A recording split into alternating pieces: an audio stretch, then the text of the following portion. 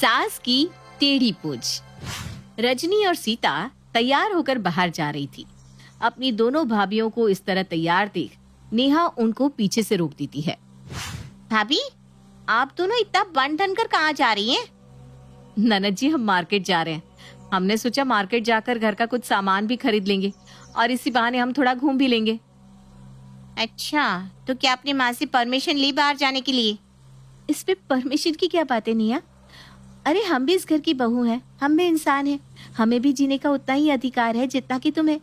जिस तरह तुम बाहर जाती हो ठीक उसी तरह हम भी बाहर जा सकते हैं। नेहा अपनी भाभियों को कोई जवाब नहीं देती और अपनी माँ सरिता के पास जाती है। माँ, आपने अपनी बहुओं को इतनी छूट दे दी है कि वो आपके खिलाफ जाएगी। वो आपकी इज्जत को उछालेंगी। अरे पर हुआ क्या नेहा? तुम इस तरह क्यों बोल रही हो? जाकर अपनी बहू को देखो, किस तरह वो दोनों मार्केट जाने के लिए सज धज कर तैयार बैठी हैं। अरे ठीक है, मार्केट जाएंगी, लेकिन मार्केट में इतना भी सज सवर कर जाने की क्या जरूरत है? वो मार्केट जा रही है, किसी फंक्शन में नहीं जा रही जो हील व्हील पहनकर तैयार हो गई है। अरे तो क्या हो गया, तेरी भाभी ही तो है। अगर वो थोड़ा सज धज रही है तो तुझे क्या प्रॉब्लम है? आप ही ने ना भाभियों को इतनी छूट दे रखी है जो वो इतना सज सवर कर जा रही है। आपको पता नहीं है क्या कि बाहर का माहौल कैसा है? नेहा की बात सुनकर सरिता उसकी बात से सहमत होती है और वो बाहर हॉल में जाकर सीता और रजनी को मार्केट जाने से रोक देती है। सीता, रजनी, कहाँ जा रही हो तुम दोनों? माँ जी, आपको बताया था ना, हम मार्केट जा रहे हैं। अरे लेकिन मार्केट में इतना सज सवर कर जाना जरूरी है क्या? है? मार्केट जा रही हो या किसी फंक्शन में? खुद का हुलिया देखा है तुमने? हाँ तो इस पे खराबी क्या है? हम दोनों इस घर की बहू हैं और बहू होने के नाते हमें सही से रहना पड़ेगा ना, ताकि कल को कोई बाहर वाला ये ना बोले कि सरिता जी की बहू कैसी भंगन सी बनकर रहती है। अरे कोई नहीं बोलेगा। अगर तुम्हें मार्केट जाना है तो बिल्कुल सिंपल जाओ, नहीं तो कोई जरूरत नहीं है बाहर जाने की। सीता और रजनी अपनी सास से कुछ कह पाती उससे पहले सरिता नेहा के साथ कमरे में चली जाती है। अपनी ननद की ऐसी हरकत देख सीता रजनी से कहती है, दीदी, इस नेहा की बच्ची का कुछ ज्यादा ही हो रहा है। इसकी वजह से अब हम कहीं बाहर भी नहीं जा पा रहे।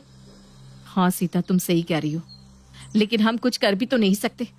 आखिर अपनी माँ की ये इकलौती और लाडली बेटी जो है। सीता और रजनी गुस्से में अपने अपने कामों में लग जाती है।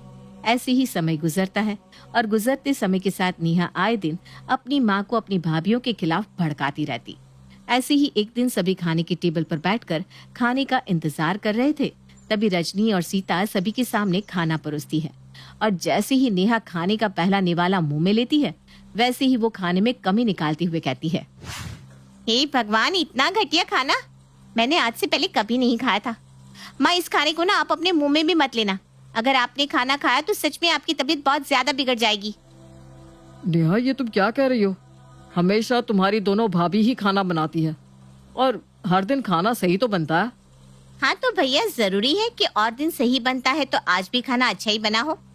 अगर मेरी बातों पर किसी को विश्वास नहीं है ना तो खाना खाकर देख लो, लेकिन मैं इस गंदे से खाने को कभी नहीं खाऊंगी। अगर तुम्हें ये खाना नहीं खाना तो मत खाओ, समझी? कम से कम किसी और को तो खाना खाने से मत रोको। अरे तुम दोनों क्या कर रही हो? ये हर टाइम घर में चिकचिकबाजी चलती रहती है। घर में कभी तो शांति का माहौल बना लिया करो। भैया, मैं तो चली बाहर खाने। अगर आप लोगों को यही घटिया खाना खाना है तो आप लोग शौक से खा सकते हैं, लेकिन मैं इतना बेकार खाना नहीं खा सकती। नेहा अब खाने से उठकर चली जाती है और अपने कमरे में जाकर खाना ऑर्डर करने लगती है।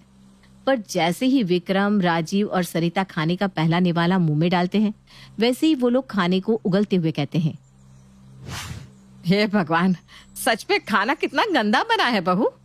तुम दोनों ने खाना बनाया है या जहर? अरे चाहती क्या हो तुम दोनों हमसे? माँ जी, अब आप भी अपनी बेटी की भाषा बोल रही हैं। रजनी, माँ सही बोल रही है।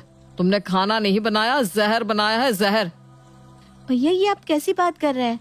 हम दोनों ने तो सही खाना बनाया था, पर फिर भी आप लोगों को हमारे हाथ का खाना पसंद नहीं आता।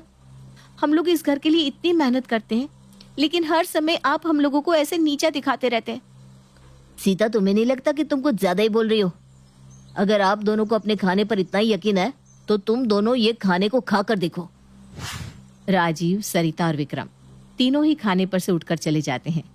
पर क्या खाना सच में खराब था ये देखने के लिए सीता और रजनी खाने का पहला निवाला मुंह में डालती है तो उन्हें बहुत ज्यादा मिर्च और नमक का एहसास होता है।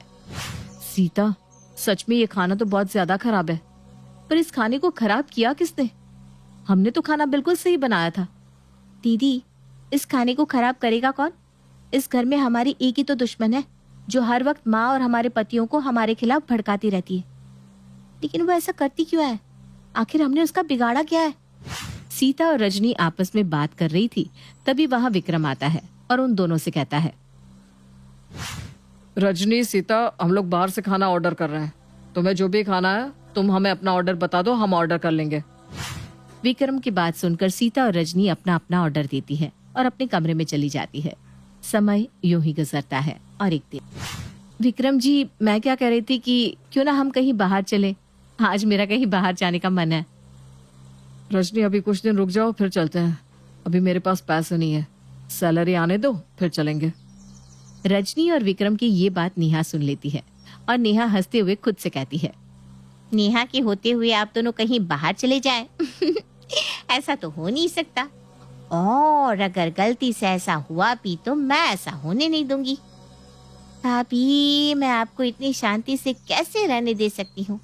आखिर ननद भाभी का हम दोनों का रिश्ता जो है, तो हम एक दूसरे को परेशान किए बिना कैसे रह सकती हैं? इतना बोलकर नेहा जोर जोर से हंसने लगती है और वहां से चली जाती है। वहां से जाने के बाद नेहा सीधा अपनी माँ के पास जाती है और अपनी माँ को एक बार फिर भड़काती है। माँ, मेरी बात मानो, आपकी बहू बहुत ही चंट और चालाक है। वो धीरे धीरे भैया को हमसे अलग कर रही है। क्या मतलब? मतलब ये कि भाभी भैया के कान भर रही है। वो हम लोगों के बिना ही भैया के साथ बाहर जाने का प्लान बना रही है। इससे आप समझ रही है ना कि भाभी ये सब क्यों कर रही है? वो हम लोगों को अपने साथ ले जाना नहीं चाहती, इसलिए क्योंकि भैया हमारा भी खर्चा उठाएंगे। उनको हमारा खर्चा उठाना ना पड़े सिर्फ इसलिए वो अकेले बाहर जाएंगी। अरे हम लोग क्या उनके ऊपर बोझ बन रहे हैं जो वो हम लोगों को पूछ भी नहीं रही? इसका मतलब ये हुआ कि धीरे धीरे करके वो मेरे बेटे को मुझसे दूर कर रही है। और नहीं तो क्या। अरे आपको तो पता भी नहीं कि आपकी बहू आपके बारे में क्या सोचती रहती है। आपकी बहू आपको अपनी माँ नहीं बल्कि सास समझती है, लेकिन आप तो मुझे ही परायेपन का एहसास दिलाती है और अपनी बहू को अपनेपन का। देख लिया अपनी बहू का अच्छा करने का नतीजा। इस तरह नेहा एक बार फिर सरिता के कान भर देती है और सरिता सीधा अपने बेटे विक्रम के पास जाती है। विक्रम बेटा, ये मैं क्या सुन रही हूँ? तू बहू के साथ बाहर जा रहा है? हाँ माँ, जाने की सोच तो रहा हूँ, पर अभी नहीं।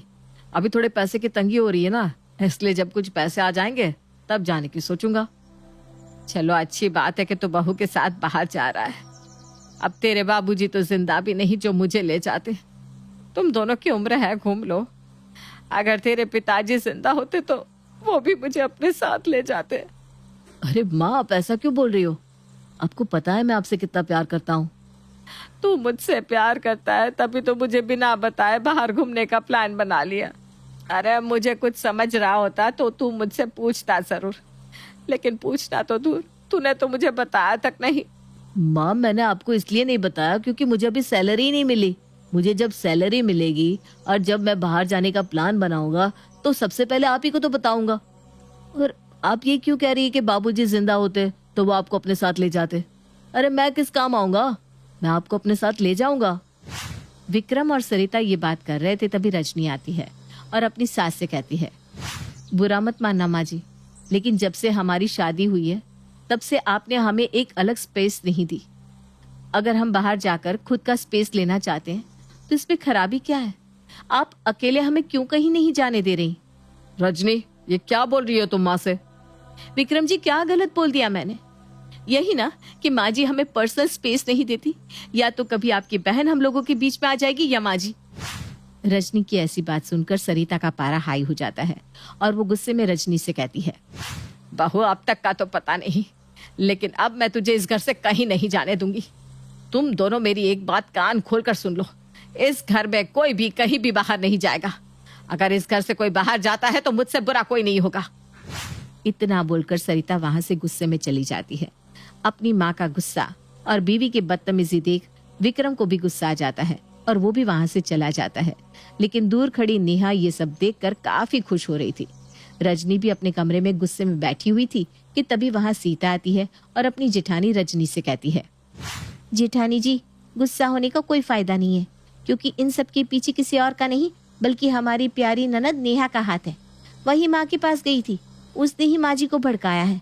और जब माँ जी और आपकी बहस हो रही थी ना, तो हमारी प्यारी लाडली ननद जी दूर खड़ी होकर ये सारा नजारा देखकर हंस रही थी। नेहा को तो मैं छोड़ूंगी नहीं, उसने तो हमारा जीना हराम कर दिया है। अरे नाक में दम करके छोड़ दिया है। हर बार किसी न किसी से सुनवाती रहती है, कहीं बाहर जाओ तो उसमें रोड़ा डाल देती है, हमेशा माँ जी के कान भरती रहती है। लेकिन अब बस बहुत हुआ। आखिर ननद जी ऐसा कर क्यों रही है, ये जानने के लिए मुझे उनसे बात करनी ही पड़ेगी। रजनी और सीता नेहा से बात करने के लिए उसके कमरे में जाते हैं, जहां वो नेहा को आराम से सोता हुआ देखते हैं। देख रही हो दीदी, किस तरह आराम फरमा रही है। कोई बात नहीं सीता, कुछ देर की बात है। इसके मुंह से सारा सच उगलवाने के बाद इसकी सच्चाई सबके सामने लाऊंगी। रजनी अपने पैरों को पटकते हुए नेहा के पास जाती है और उससे कहती है, नाना जी, आप यहाँ आराम फरमा रही हैं, लेकिन आपकी वजह से हम दोनों का जीना हराम हो गया है। आखिर आप ऐसा क्यों कर रही हैं? क्या चाहिए आपको? भाभी, मुझे तो कुछ नहीं चाहिए, लेकिन मैं ये सब आप दोनों की वजह से ही कर रही हूँ। और ये सारी चीज तो मैंने आप दोनों से ही सीखी है। आज से 4 साल पहले आप दोनों ने भी तो यही किया था ना मेरे साथ। क्या किया था नेहा हमने ऐसा, जिसकी सजा तुम हमें अब दे रही हो? याद करो भाभी, याद करो, आज से 4 साल पहले आपने क्या किया था। नेहा अपने कॉलेज के लिए तैयार हो रही थी, तभी उसकी भाभी रजनी उसके पास आती है और उससे कहती है, नेहा, तुम्हारा एग्जाम शुरू होने वाला है और मेरे ख्याल से तुम्हारे कॉलेज की अभी छुट्टियां पड़ी हुई हैं। फिर तुम तैयार होकर कहाँ जा रही हो? भाभी, आपने बिल्कुल सही कहा, मेरे कॉलेज की छुट्टियां पड़ी हुई है, क्योंकि मेरे एग्जाम आने वाले हैं और मेरा फाइनल ईयर है, इसलिए हम लोगों की एक्स्ट्रा क्लास लग रही है।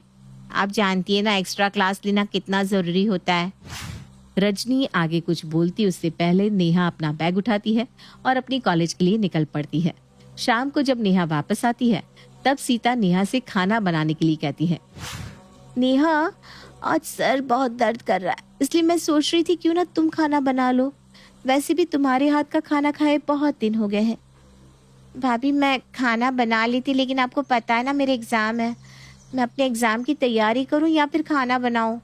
प्लीज थोड़ा सा मैनेज कर लीजिए ना।